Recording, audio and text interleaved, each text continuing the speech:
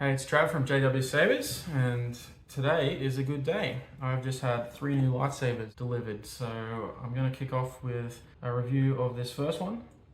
This is our Protector hilt, and that's one of our Night Series sabers, so a pretty good budget option. It comes in this black box with Collector Saber written on it. I'll take the lid off there, and inside you'll find your instruction manual, some info on how to disassemble and also use the lightsaber.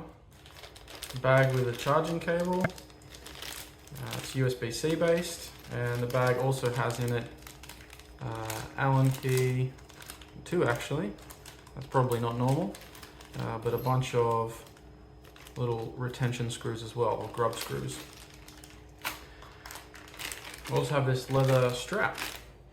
So this hilt has an option to wrap the grip in this leather. It comes with a couple of 3M pads. The saber itself, a little padded bubble wrap bag.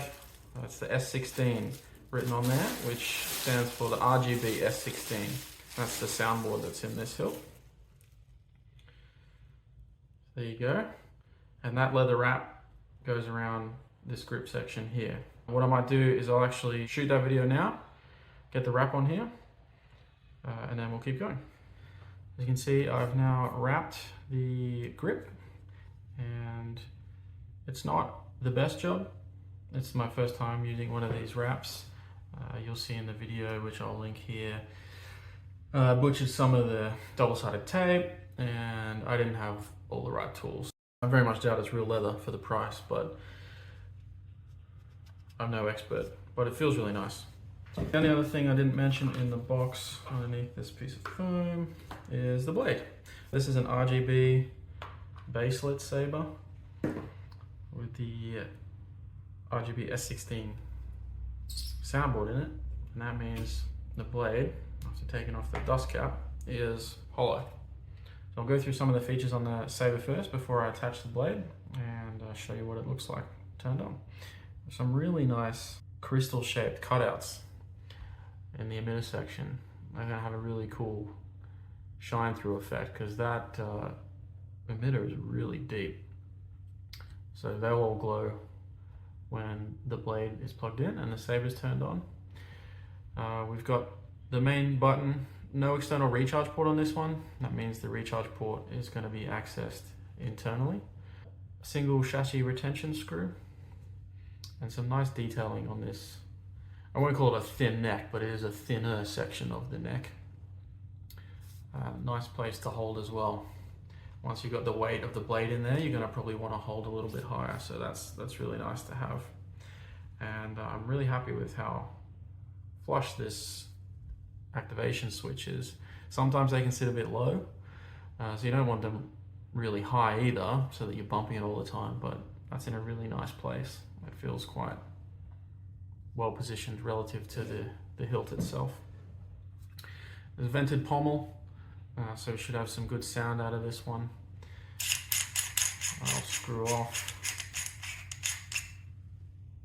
And yeah, the speaker that's going to focus there is really deep inside, which means there's a nice inch, maybe 2 inches even, of open space where that speaker is going to be able to reverberate and be louder. There's a grip section we'll unscrew as well. Probably get to see the really rough edge I did on that wrap. And there we have our soundboard. So no SD card on the RGB S16. The S16 means it has 16 sound fonts installed on it, but there's no ability to customize those or add or remove them. So the 16 is what you get. On the back, we've got our 2000 milliamp hour 18650 battery, which is removable, but you'll have to take the chassis out, removing that retention screw to slide that out before we can do so. And the recharge port is accessed there. So as far as charging goes, all you need to do is remove the grip section and then plug in the cable that comes with the saber in order to recharge it. So if we turn it on, one tap's going to be activation.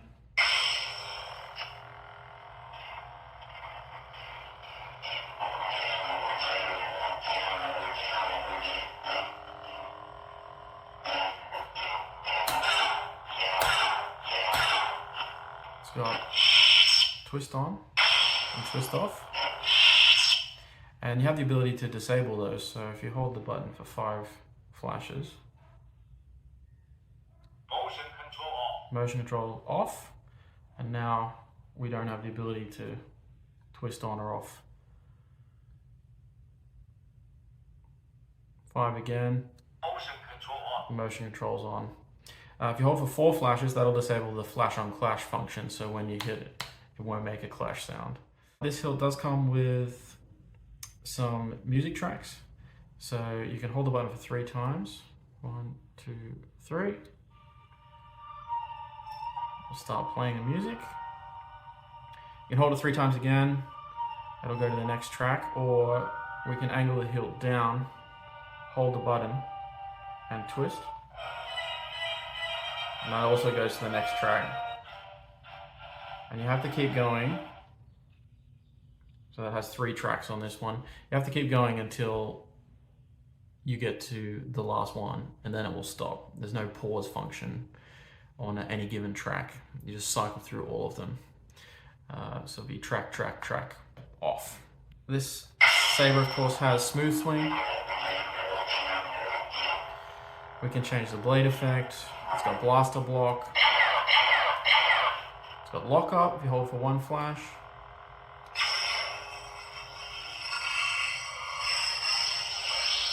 Tap again to finish that. And it's got color changing.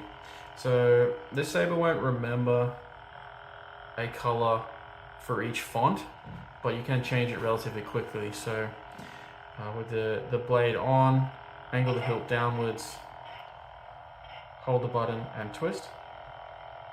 And you see we've got our next color there, purple, and you can keep going through them all. There's 12 different presets. It's as quick as that to change colors. You can also hold the button for 2 flashes. And it doesn't say anything, but you're now in color change mode. So tapping the button, and you can do that maybe a little bit more quickly. Tapping the button will change colors. And then to select it, hold for 1 flash.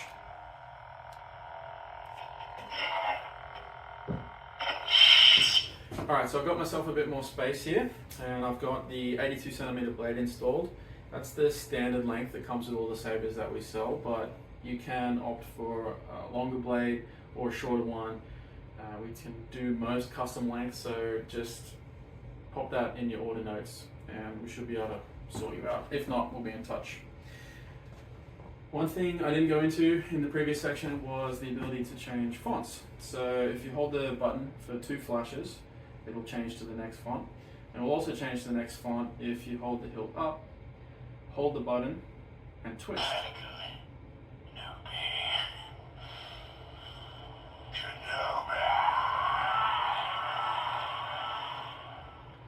Now, you can change through the fonts pretty quickly. You can keep holding the button and just flick through them all. Or you can release your thumb in between. It doesn't matter. This is a Yoda font, so I feel like I want a green blade. Angle down.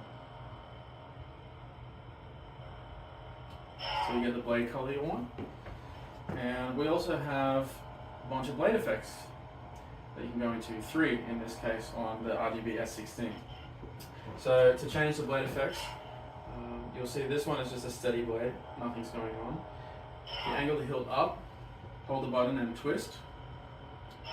Now we've got flashing blade effect. Twist again, and we've got a pulsing blade effect. You can see that on the glow on the wall there. And then back to steady. We've got smooth swing, flash on clash, blaster master block. This actually feels really nice to swing. I'm holding it like I thought, up higher in the thinner neck section just underneath the emitter, but